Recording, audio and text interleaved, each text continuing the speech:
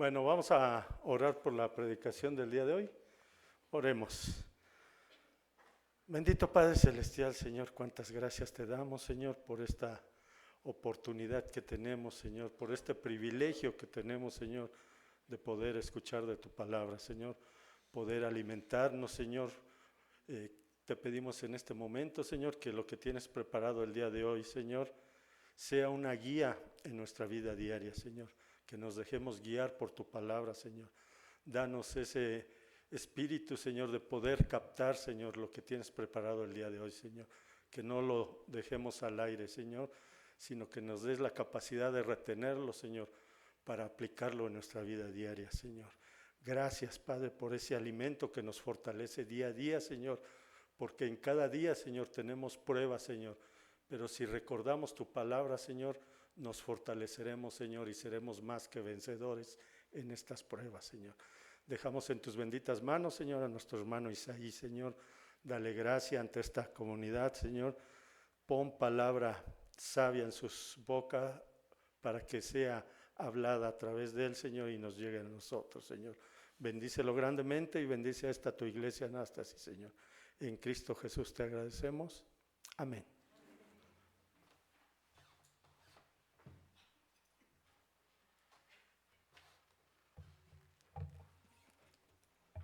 Abren sus Biblias en Éxodo capítulo 20, no se pongan de pie, nada más síganme con la vista. Éxodo capítulo 20, versículos del 1 al 17. Éxodo 20, del 1 al 17 dice: Y habló Dios todas estas palabras diciendo: Yo soy Jehová tu Dios, que te saqué de la tierra de Egipto, de casa de servidumbre. No tendrás dioses ajenos delante de mí. No te harás imagen ni ninguna semejanza de lo que esté arriba en el cielo, ni abajo en la tierra, ni en las aguas debajo de la tierra. No te inclinarás a ellas, ni las honrarás, porque yo soy Jehová tu Dios, fuerte, celoso, que visito la maldad de los padres sobre los hijos hasta la tercera y cuarta generación de los que me aborrecen, y hago misericordia a millares, a los que me aman y guardan mis mandamientos. No tomarás el nombre de Jehová tu Dios en vano, porque no dará por inocente Jehová al que tomare su nombre en vano. Acuérdate del día de reposo para santificarlo. 6 días trabajarás y harás toda tu obra, mas el séptimo día es reposo para Jehová tu Dios. No hagas en él obra alguna, tú, ni tu hijo, ni tu hija, ni tu siervo, ni tu criada, ni tu bestia, ni tu extranjero que esté dentro de tus puertas. Porque en 6 días hizo Jehová los cielos y la tierra, el mar y todas las cosas que en ellas hay, y reposó en el séptimo día. Por tanto, Jehová bendijo el día de reposo y lo santificó. Honra a tu padre y a tu madre, para que tus días se alarguen en la tierra que Jehová tu Dios te da. No matarás, no cometerás adulterio, no hurtarás, no hablarás contra tu prójimo falso testimonio, y no codiciarás la casa de tu prójimo. No codiciarás la mujer de tu prójimo, ni su siervo, ni su criada, ni su buey, ni su asno, ni cosa alguna de tu prójimo. La ley de Jehová es perfecta, que convierte el alma. El testimonio de Jehová es fiel, que hace sabio al sencillo. Los mandamientos de Jehová son rectos, que alegran el corazón. El precepto de Jehová es puro, que alumbra los ojos. El temor de Jehová es limpio, que permanece para siempre. Los juicios de Jehová son verdad, todos son justos.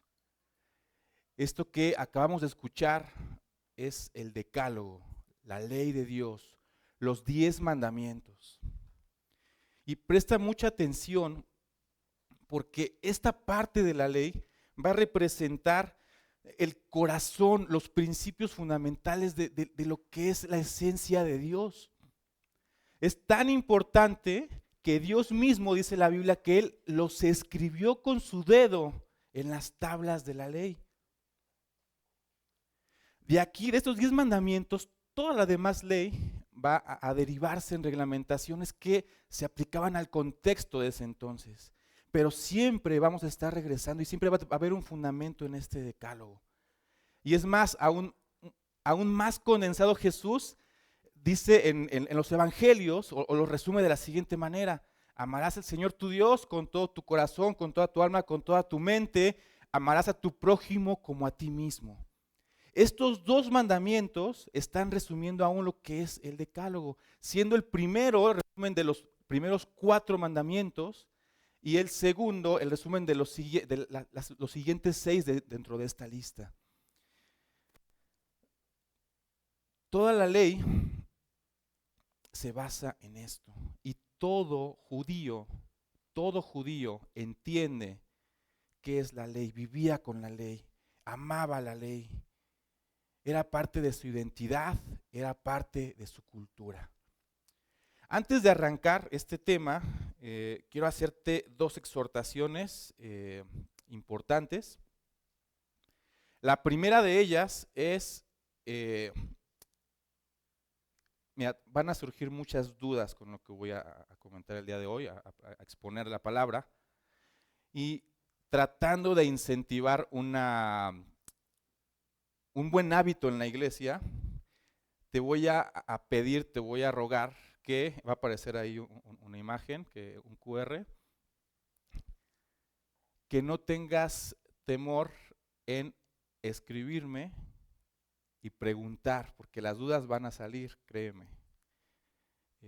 Y siempre es bueno, siempre es bueno, porque eso nos motiva a poder entender más la palabra de Dios, a poder comentar, a poder estudiar más la palabra. Entonces yo quiero invitarte a que si tienes alguna duda en la semana, o el día de hoy, que en la semana puedas, o te sientas con la libertad de poder: oye, hermano, esto que dijiste no me hizo sentido, o hermano, esto que dijiste no lo había visto así en la palabra, o puedes explicarme qué quiere decir esto. Y yo te animo a que no solamente lo hagas conmigo, sino con todos los que expongan la palabra de Dios, porque siempre va a ser algo sano. No te quedes con dudas de la palabra de Dios. No te quedes con esas dudas. ¿Ok? Y aprovechando que tienes tu celular afuera porque estás escaneando el código, y si no lo tienes, te voy a pedir que saques tu celular rapidísimo. Así sácalo como yo. Así sáquenlo.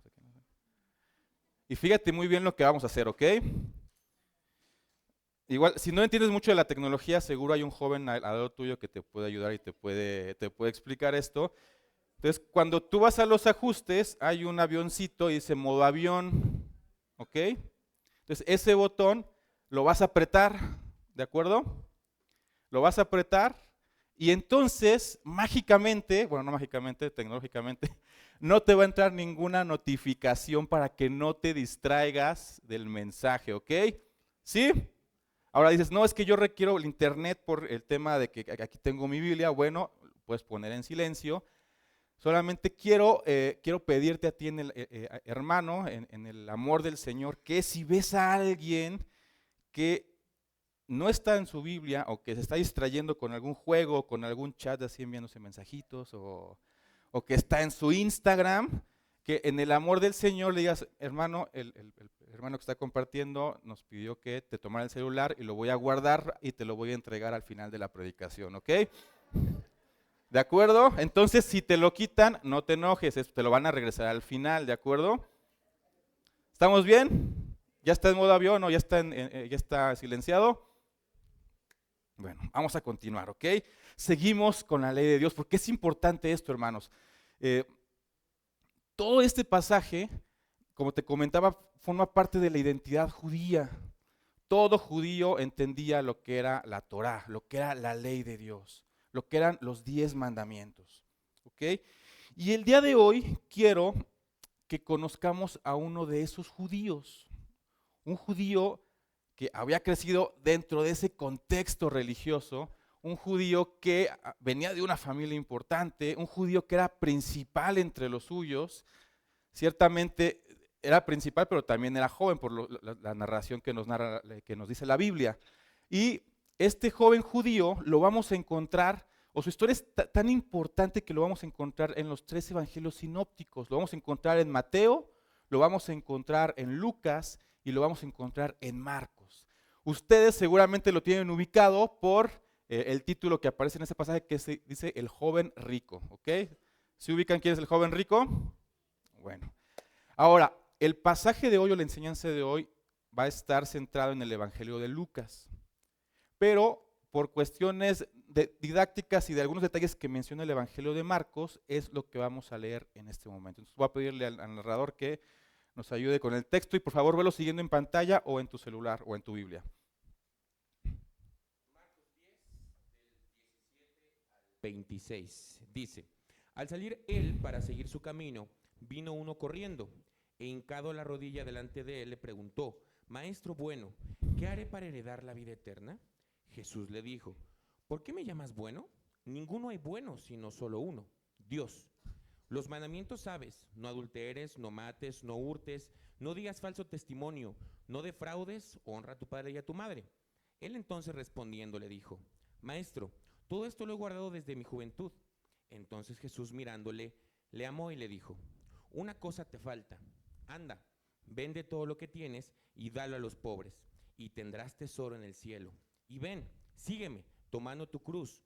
Pero él, afligido por esta palabra, se fue triste, porque tenía muchas posesiones. Entonces Jesús, mirando alrededor, dijo a sus discípulos, cuán difícilmente entrarán en el reino de Dios los que tienen riquezas.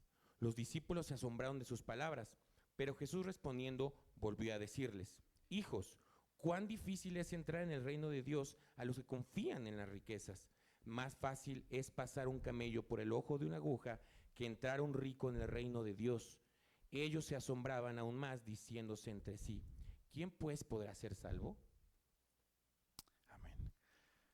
Esta narración es prácticamente idéntica en los tres evangelios que la mencionan.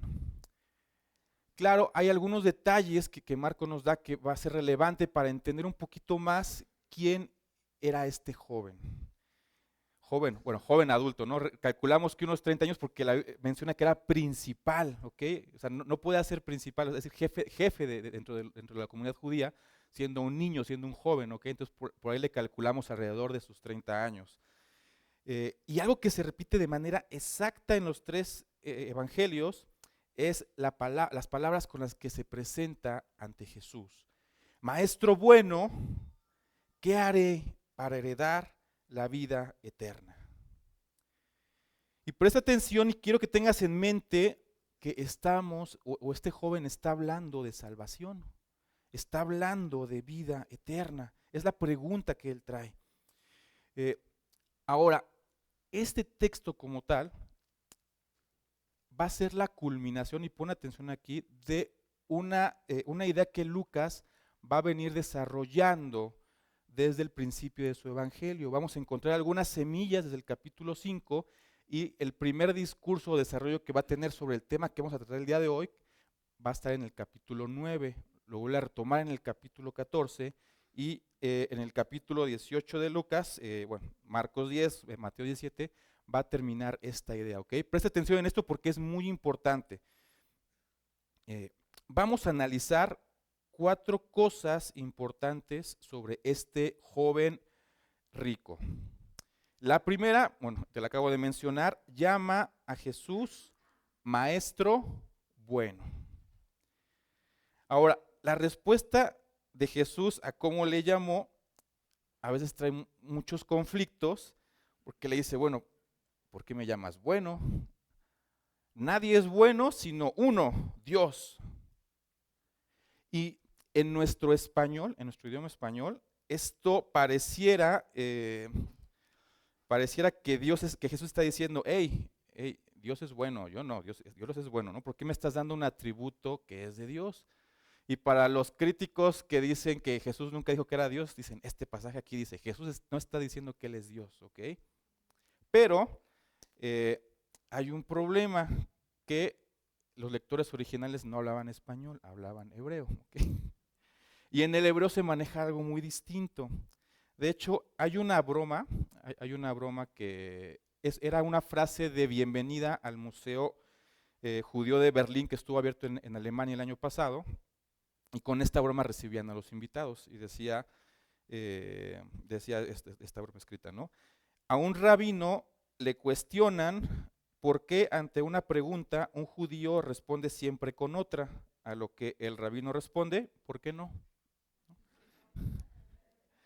Dentro de la cultura judía y más entre los estudiosos de la Torah, responder con preguntas es una práctica súper común, es una práctica que siempre invita a la reflexión. Ahora, no es un tema exclusivo de Jesús, porque Jesús lo usó muchas veces, también lo usó Pablo, lo usó Pedro. O sea, era parte de esa enseñanza, hacer preguntas y responder con preguntas. La misma respuesta de Jesús, bueno, entendiendo esto, quiero que analices y que asimiles esto. Jesús no le está diciendo, hey, yo no soy Dios. Jesús le está confirmando, hey, tú me estás reconociendo como Dios. Y no solo eso, sino que Jesús mismo en su respuesta está haciendo referencia al pasaje del primer mandamiento, que es Deuteronomio capítulo 6, el Shema. Oye Israel, Jehová es tu Dios, Jehová uno es. Esto es lo que Jesús le está respondiendo al joven rico. Hey, no está diciendo, hey, yo no soy Dios, bueno es Dios. No, está diciendo, hey, tú me estás reconociendo que yo soy bueno porque me estás dando ese atributo de Dios. Y yo te estoy confirmando que yo soy Dios porque, ¿qué dice el Shema? Oye Israel, Jehová tu Dios uno es. ¿De acuerdo? Número 2, tenía la actitud correcta. Este joven llega con una actitud. Joven rico, joven adulto llega con la actitud correcta. Existen dos detalles en la narración para poder dar un juicio sobre las intenciones de este personaje. Primeramente, el Evangelio dice que llega y se arrodilla ante Jesús. El Salmo 95 invita al pueblo a adorar al Señor y refuerza una idea repitiéndola de tres formas distintas. Dice, venid, adoremos, postrémonos, arrodillémonos delante del Señor. Las tres palabras son sinónimos. Un judío, para mostrar que estaba adorando, estaba reconociendo a alguien, que hacía, se arrodillaba. ¿Ante quién se arrodillaba? ¿Ante Dios o ante el rey? No había más. Por lo tanto, este judío estaba llegando con una actitud de adoración ante Jesús. Y la segunda pista que nos da el Evangelio, bueno, es que es una respuesta. Bueno, me voy a adentrar un poquito en el texto. Cuando el joven responde a Jesús que ha guardado la ley, ven que Jesús le comenta, bueno, conoce los mandamientos, y él le dice, sí los he guardado. Hay un detalle que da el Evangelio en Marcos, y dice que Jesús, mirándolo, lo amó. ¿Ok? ¿Por qué es importante este detalle? Porque, bueno, a veces, uno se pregunta, bueno, entonces Dios tiene favoritos, ¿por qué este lo ama más, no? Entonces, este es uno de los favoritos de la Biblia para Cristo, ¿no? Pero pues no tiene nada que ver. A veces estaríamos haciendo toda una doctrina errónea en base a malentender un texto bíblico, ¿no? En varias ocasiones encontramos a personajes que específicamente fariseos o algún enviado de estos a preguntar temas difíciles a Jesús. Y ellos iban con la intención de ¿qué? De tentarles. Y Jesús mismo les responde en algún punto, ¿por qué me tentáis hipócritas? ¿No? ¿Por qué me están tentando hipócritas? ¿No? Jesús conocía las intenciones de la gente que venía a preguntarle. Cuando venían a preguntarle con la intención de hacerlo caer o con la intención de encontrar algún punto en el cual él hubiera quebrantado la ley, Jesús lo conocía perfectamente. Ahora viene un principal a preguntarle. Y Jesús conoce su corazón. Jesús conoce que la intención de la pregunta de este hombre era buena. Por eso es que dice, mirándole, le amó. Porque está reconociendo que este joven, este hombre, este adulto joven, llegó con la intención correcta. Número 3, la pregunta de este joven es una pregunta trascendental e importante. Ahora, como varón judío principal y hacedor de la ley, él conocía las promesas de Dios. Él conocía acerca de la vida eterna, o como los judíos lo entendían, o lo que el texto original nos quiere decir, la vida después de la era, que bueno, es otro tema para otra predicación, ¿verdad? Pero básicamente habla de salvación, habla de esa vida eterna, la vida que da Cristo, o la vida que Dios les promete, ¿no? Es por ello que al saber que Jesús estaba en la región, no dudó en salir corriendo, porque el versículo 17 nos va a decir que él sale corriendo. ¿Por qué? Porque él sabía, bueno, perdón, ¿por qué sale corriendo? O sea, acuérdate que era un principal. Si era un principal, ¿con quién suelen salir? Pues con toda la pompa y con todo el cortejo, ¿no? No, él dice que sale, va, pum, y donde está Jesús, ahí llega y se arrodilla ante él. ¿Quién mejor para responder su pregunta de manera satisfactoria en Jesús, el autor mismo de la vida? Y esta última parte nos va a revelar el cuarto punto de este joven. No buscó la respuesta ni en los fariseos, ni en los sacerdotes, ni en los rabinos de la época. Era principal, seguramente tenía contactos con todas esas personas. Seguramente tenía amistades, seguramente hasta favores le tenían que deber. Él decidió buscar su respuesta en Jesús. ¿Por qué? Tenía la pregunta correcta, tenía la actitud correcta, estaba ante la persona correcta para responder esta pregunta. Pues tenía casi todo, ¿no? Ya que le faltaba para entrar a la vida eterna. La respuesta de Jesús es intrigante y curiosa. Los mandamientos sabes: no adulteres, no mates, no hurtes, no digas falso testimonio, no defraudes, honra a tu padre y a tu madre. Jesús estaba haciendo referencia a los 10 mandamientos, pero ¿a Jesús se le olvidaron los primeros 4? ¿O por qué empieza con la segunda parte de la lista? Siempre me pregunté eso, ¿no? Bueno, son 10, ¿por qué se espera contarlos? ¿Por qué nada más le menciona la parte de amar al prójimo? ¿Por qué no le menciona la parte de amar a Dios? Hay un predicador que me gusta escuchar mucho que dice que si no eres capaz de cumplir el primer mandamiento, no eres capaz de cumplir ninguno de los 9 restantes. Mira, pon atención a esto porque el concepto es, tienes que entenderlo bien. O sea, a mí me costó varios meses agarrarlo, ¿ok? Todo Israel adoraba a Dios. O por lo menos eso creían, ¿verdad? Ellos rechazaban a los dioses paganos. De hecho, todos los dioses cananeos, ellos tenían esa orden de tirar esos altares, ¿no? Ellos no adoraban ni a Baal, ni a Moloch, ni a Mamón, ni siquiera adoraban a los dioses romanos cuando fueron conquistados, ni a los griegos en su momento cuando fueron conquistados. Ellos adoraban al único y Dios verdadero. Es decir, que si este joven Jesús le decía, los mandamientos conoces, no tendrás dioses ajenos delante de mí, ¿qué creen que le hubiera respondido el joven?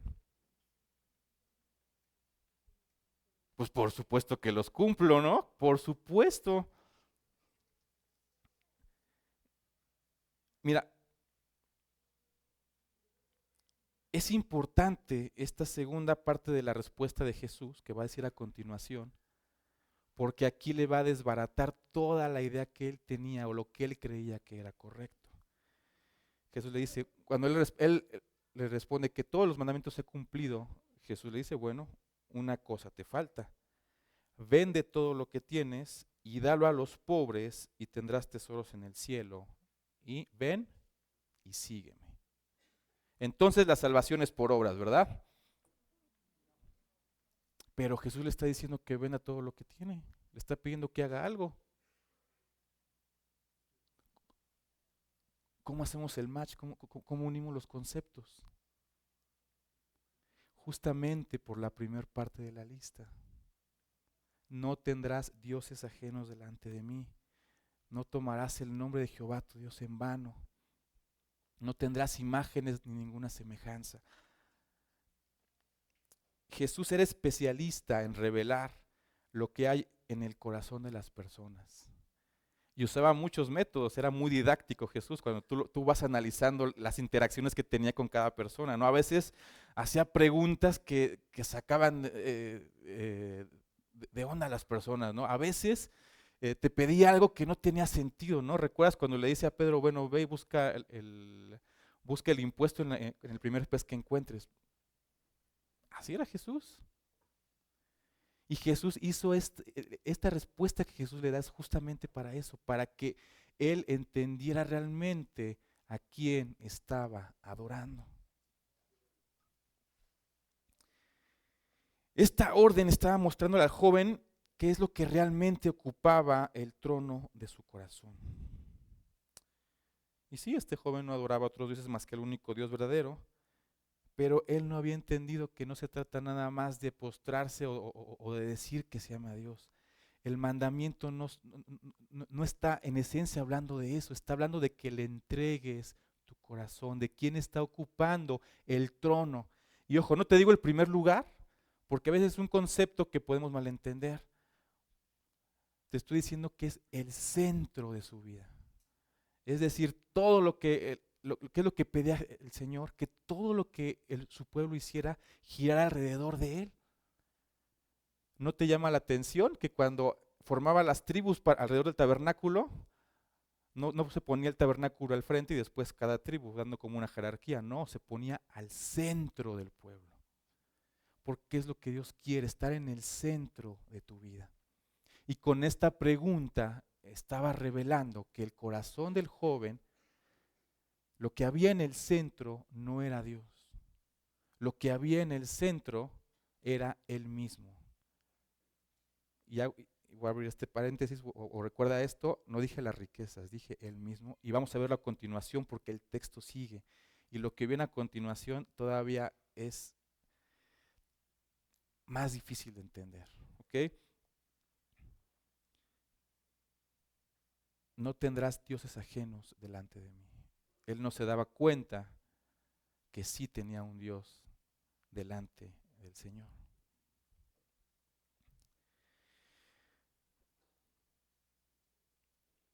La conversación que se va a dar inmediatamente con los discípulos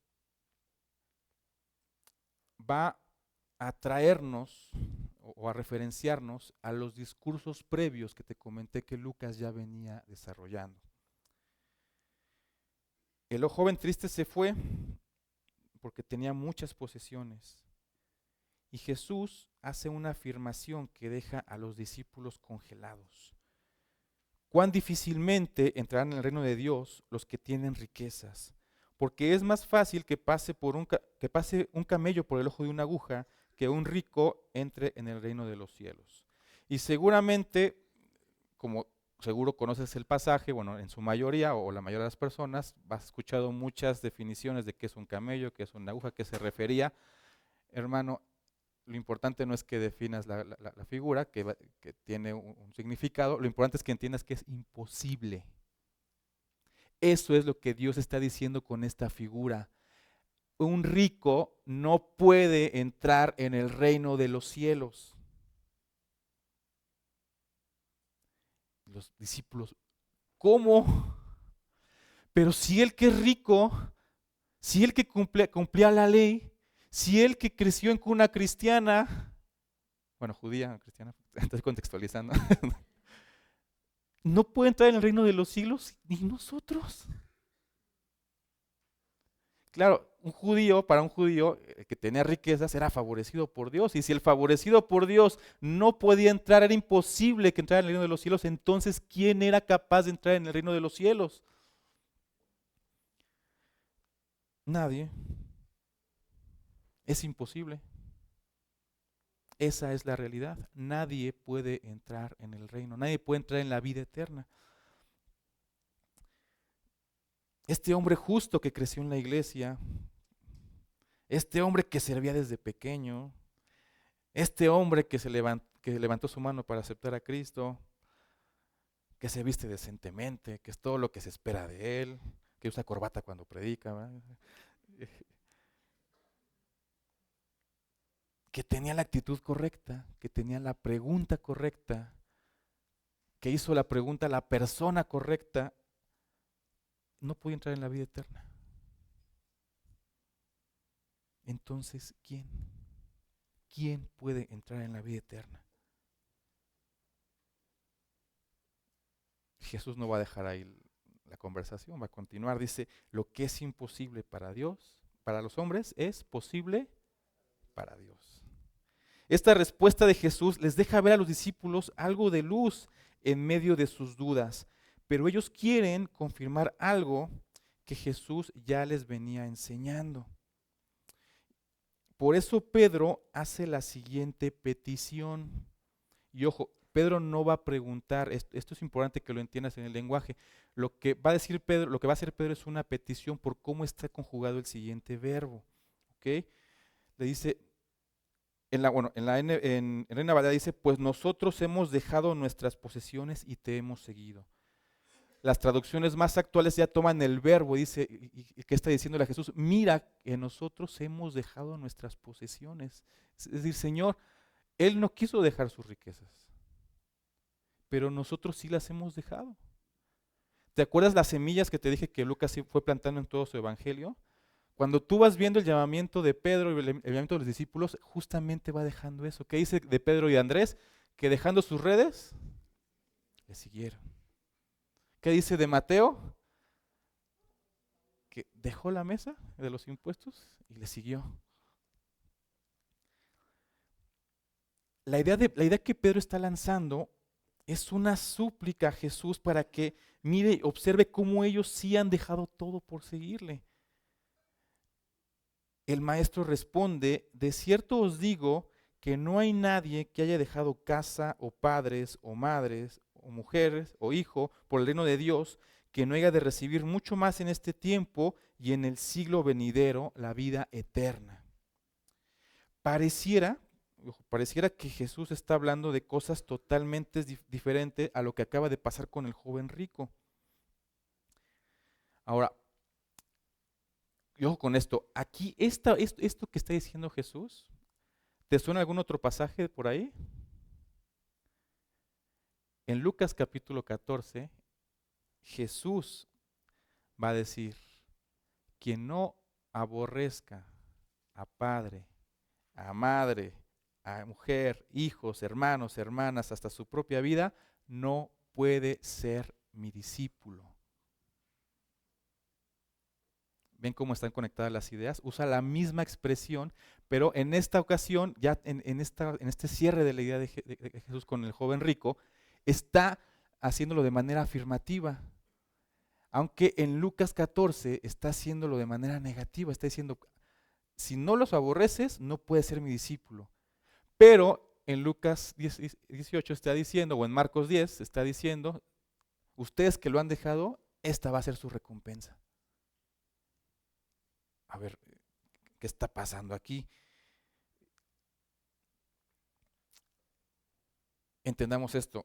Esta palabra aborrecer está diciendo, lo que significa es amar menos. ¿Ok? Amar menos. ¿Por qué es importante esto? ¿Te acuerdas del centro? De la persona, de lo que tenía que hablar esa persona. Tendría que estar ¿quién? Dios. Pero ¿quién estaba en el centro del corazón del joven rico? Él. ¿Para qué eran las riquezas? Para él. Para satisfacer sus necesidades. Y de hecho Lucas lo va a decir, porque él continúa con la frase, dice, que no aborrece a padre, madre, dice, y acaba diciendo, y hasta su propia vida no puede ser mi discípulo. Y entonces yo me hago esta pregunta, ¿en qué momento dejamos de hablar de salvación para empezar a hablar de discipulado? ¿No te has preguntado eso? ¿En qué momento Jesús, porque acuérdense que el joven rico, ¿de qué le estaba hablando? De salvación, de vida eterna. Y de repente Jesús está hablando de discipulado. ¿En qué momento el pasaje dejó de hablar de salvación para empezar a hablar de discipulado? La respuesta es en ningún momento. Mira, te voy a pedir que no te molestes, que me dejes terminar la idea porque probablemente te va a chocar lo que voy a decir a continuación. ¿Ok? Si buscas en toda la Biblia, en toda, de Génesis, Apocalipsis, en cualquier idioma, jamás vas a encontrar la doctrina de aceptar a Cristo en tu corazón. Jamás la vas a encontrar.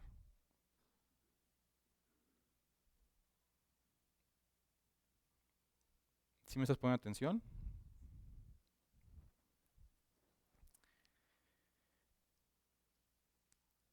Es más,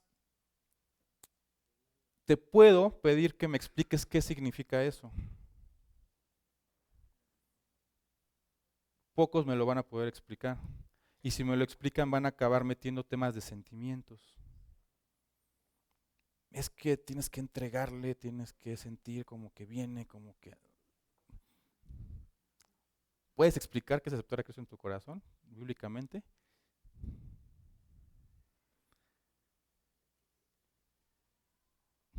Inténtalo en tu mente, si es el ejercicio. Ahora, el Evangelio no se trata de sentimientos. O sea, si tú quieres explicar lo que es aceptarlo en tu corazón con sentimientos, pues desde ahí partimos mal, porque no hay una base bíblica para eso. Ahora, si cambiamos la palabra aceptar por recibir, te vas a encontrar un solo pasaje.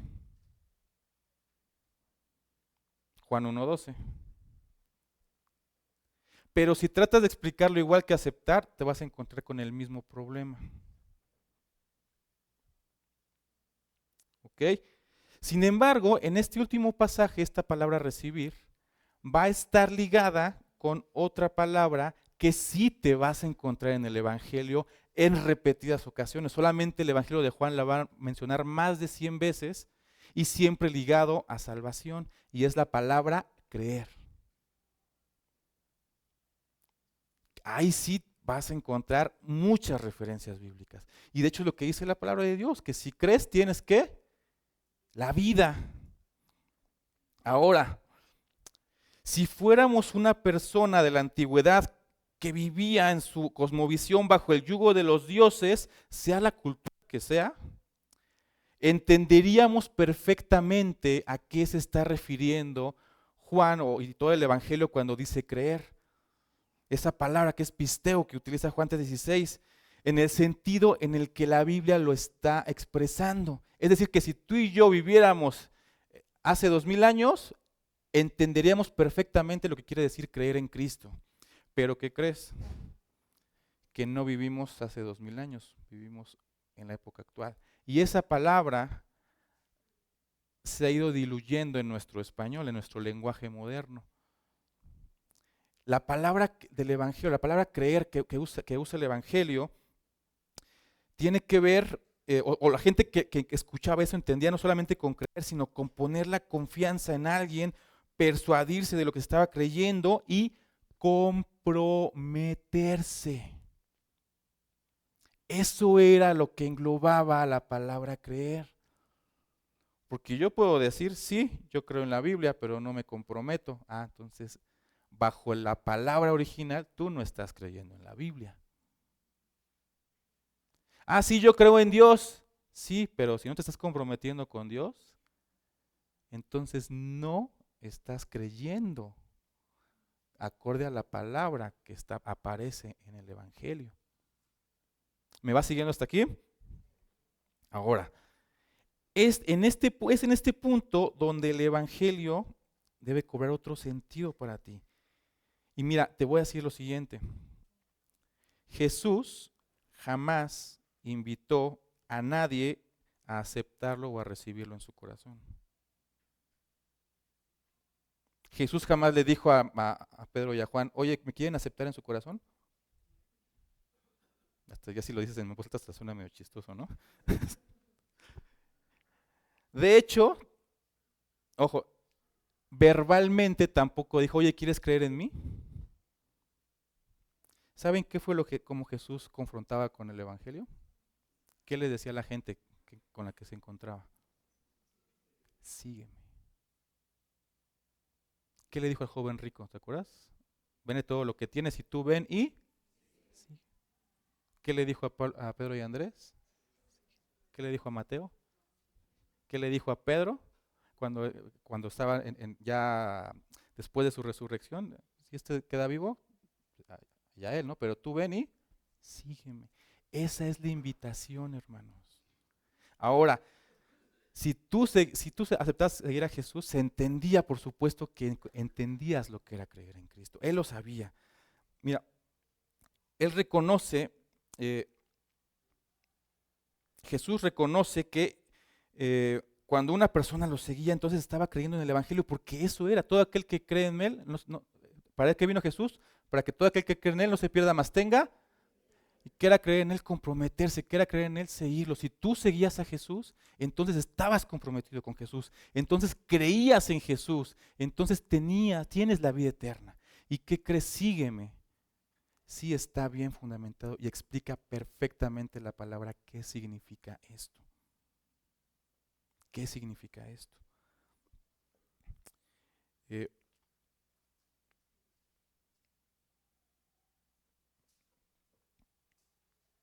Ahora sí, Jesús hace la invitación, sígueme. Yo no te voy a decir sígueme porque pues, yo no soy Jesús, ¿verdad? Pero ahora sí te puedo hacer la pregunta, ¿quieres aceptar esa invitación? Hasta ese momento la palabra aceptar cobra relevancia, no antes. ¿Y qué es seguir a Jesús? ¿Te acuerdas la idea? Vamos en retroceso un poquito en el discurso, bueno, en la línea de pensamiento de Lucas, ¿no? Si la primera línea de pensamiento la vamos a encontrar en el capítulo 9. ¿Y qué va a decir Jesús? Si alguno quiere venir en pos de mí, nieguese a sí mismo, tome su cruz cada día y sígame. Hermano, eso es creer en Cristo. Discipulado y salvación no son dos cosas separadas, es lo mismo. Para Jesús era lo mismo, para los discípulos era lo mismo. Hoy en día parece que los separamos porque no nos queremos comprometer, queremos venir, queremos cantar, queremos engañarnos creyendo que somos salvos, y no necesariamente. Quien es discípulo es porque ha creído en Cristo, y si has creído en Cristo, tienes la vida eterna. ¿Ves por qué te decía que me marcaras en la semana para pues, te salieran algunas dudas? Por favor, no te olvides de esta exhortación inicial, ¿ok? Amigo que me escuchas y estás aquí en esta hora, puede que lleves años inmerso en esta cultura cristiana. Porque sí, tenemos una cultura donde cantamos y alabamos y tenemos cierto lenguaje que ocupamos. Hermano, ¿cómo estás? No sé si eres algo, pero te llamo hermano, ¿no? Es más, es un invitado que no sabe nada de Cristo, pero lo llamo hermano, ¿no?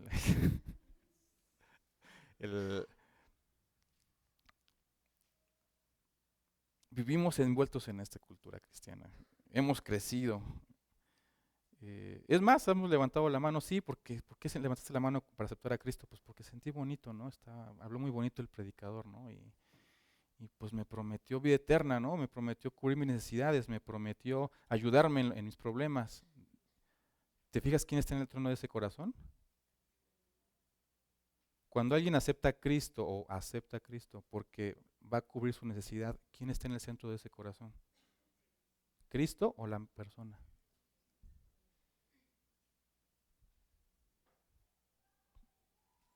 Si tú eres salvo, porque asumo que en su mayoría, bueno, no te conozco a todos, pero a todos nos llamamos hermanos, ¿no? Y tú dices, yo soy salvo, yo tengo la vida eterna. ¿Está realmente Cristo en el centro de tu corazón? Porque puedes estar tú, puede estar un padre, puede estar una madre. Dentro de las semillas que Jesús va diciendo, cuando uno viene y le dice, Señor, quiero seguirte, pero déjame primero que vaya en tierra a mis padres. Esa respuesta dura de Jesús es por eso, porque el padre de esa persona estaba en el centro de su corazón. Una esposa puede estar en el centro de tu corazón. Un hijo puede estar en el centro de tu corazón.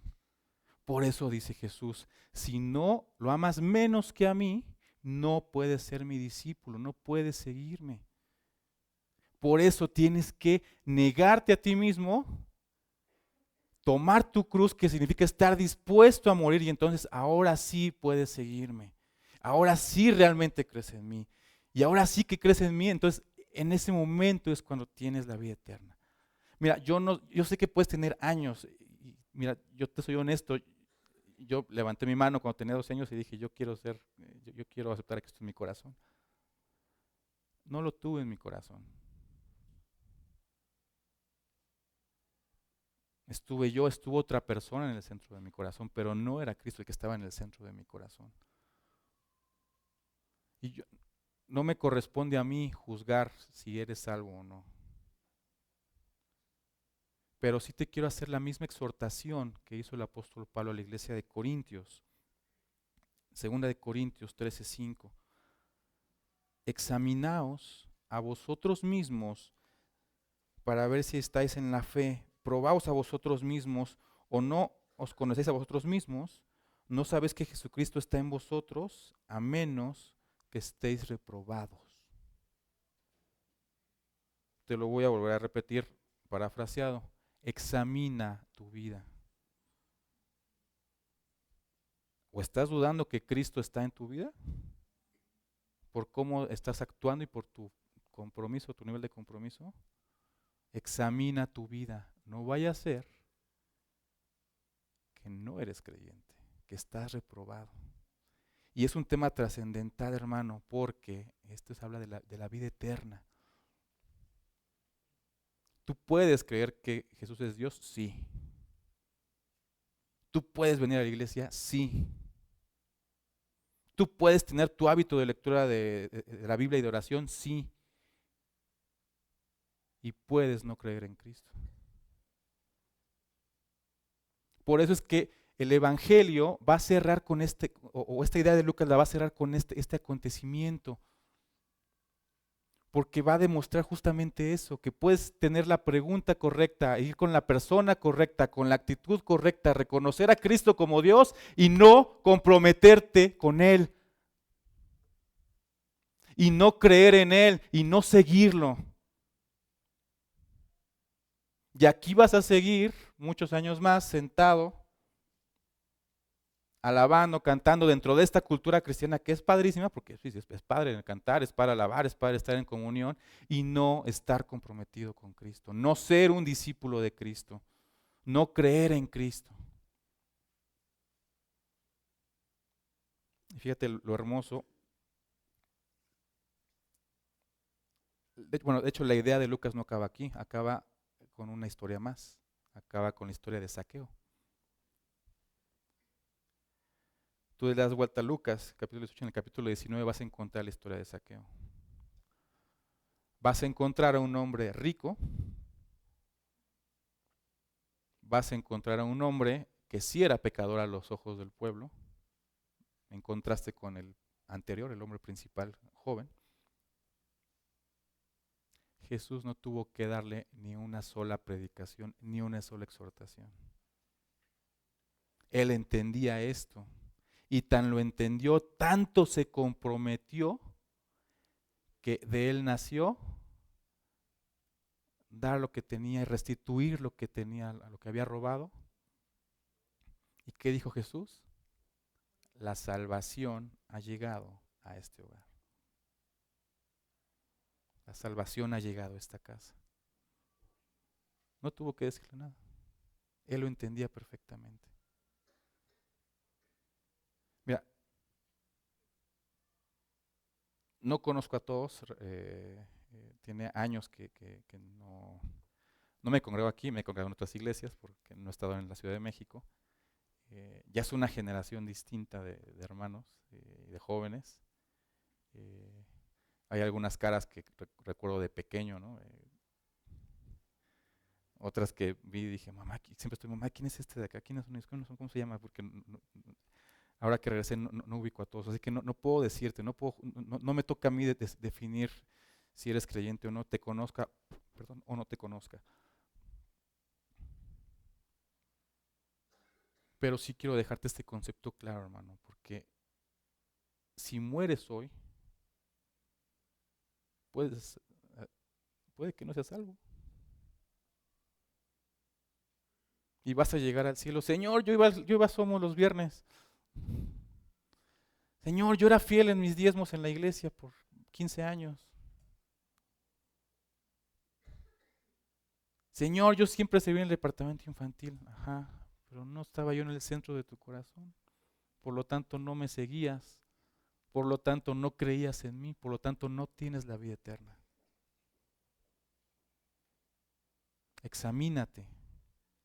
Examínate a ti mismo. Y ve si estás en la verdad. No vaya a ser que al final estés reprobado. Esa es la exhortación que te quiero dejar el día de hoy. Decía Martín Lutero en uno de sus sermones, dice que había 3 sorpresas que él se iba a llevar en el cielo, ¿no?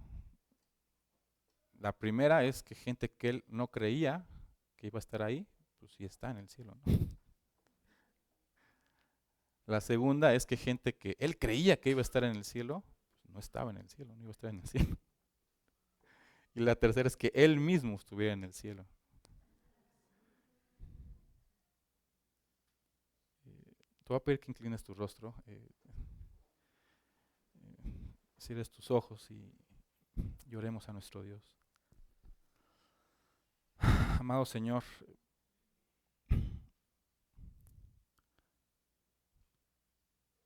Padre, tu palabra siempre ha sido clara, mi Dios. A veces por falta de estudio, a veces por falta de compromiso, a veces por 1000 cosas, mi Dios. No vemos lo que está claro ahí, Padre. Seguirte, creer en ti, es lo que siempre se entendió de la misma manera, Padre Santo.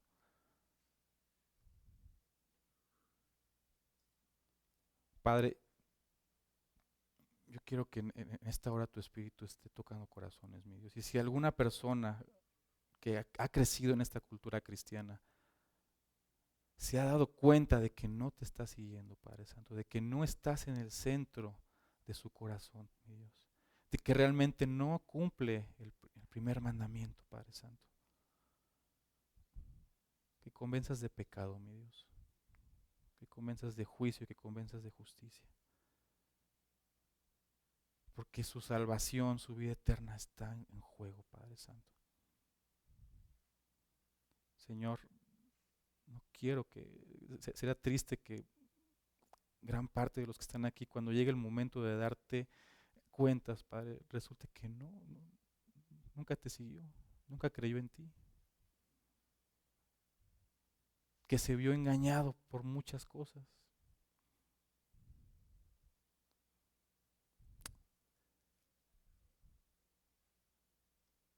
Amado Señor, yo te pido, Padre Santo,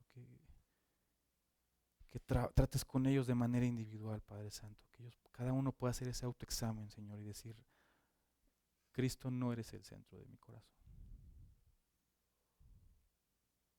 Ha sido mi esposa, ha sido mi madre, han sido mis hijos, he sido yo.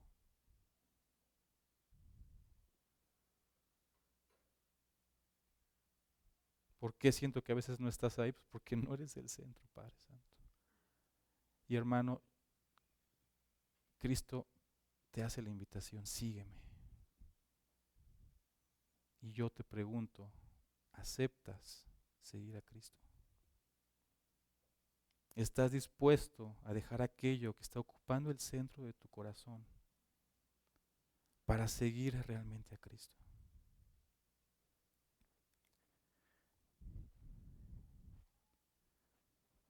No te voy a pedir que te pongas de pie, no te voy a pedir que pases al frente. Creo que es algo que tú tienes que hablar con Dios. Nuevamente te repito la invitación a poder platicar, no solo conmigo, con el pastor, con alguno de los líderes, que pueda realmente hacer ese análisis. Pero sí quiero dejarte con un pequeño recurso para que recuerdes esto.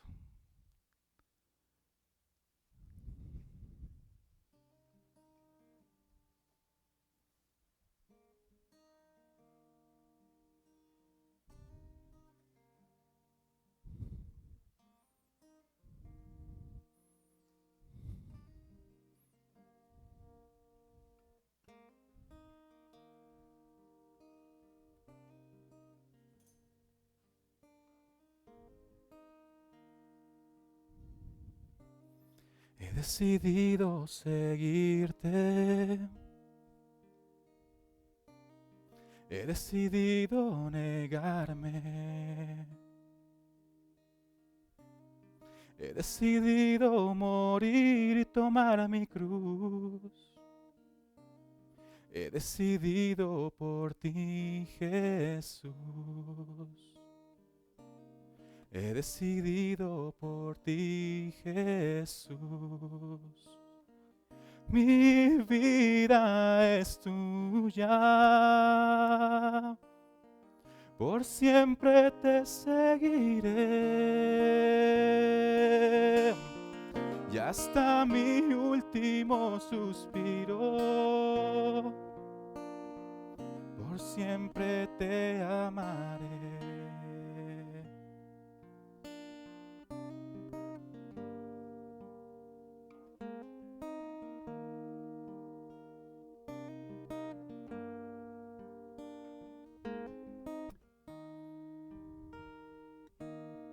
He decidido seguirte. He decidido negarme. He decidido morir y tomar mi cruz. He decidido por ti, Jesús. He decidido por ti, Jesús. Mi vida es tuya. Por siempre te seguiré. Y hasta mi último suspiro, por siempre te amaré. Mi vida es tuya, por siempre te seguiré. Y hasta mi último suspiro, por siempre te amaré. Por siempre te amaré. Por siempre te seguiré.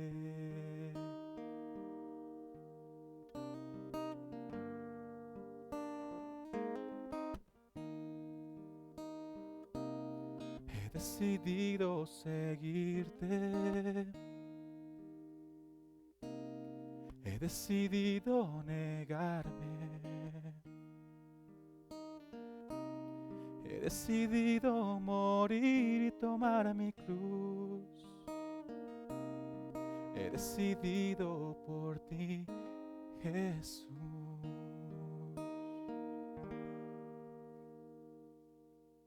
Dios bendiga su palabra, hermanos. Te repito, si quieres hablar, tienes alguna duda, por favor, no dudes en marcar, no dudes en escribir. Hay que hacer ese buen hábito. Dios te bendiga.